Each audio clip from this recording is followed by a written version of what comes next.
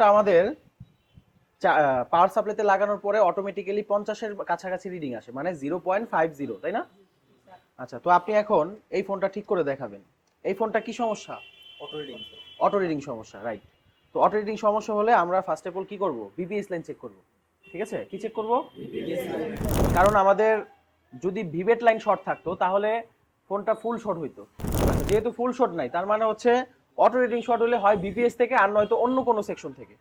ঠিক আছে, first of all আমরা বিপিএস লাইনটা চেক করব, দেন হচ্ছে যদি আমরা বিপিএস লাইনের সমস্যা না পাই তখন হচ্ছে আমরা অন্যান্য আদারওয়াইজ যত কম্পোনেন্ট আছে, যেমন network section, lighting section, graphics section, এই সেকশনগুলো থেকে ওভারঅল সব সেকশন থেকে আমরা ক্যাপাসিটারগুলো চেক করব।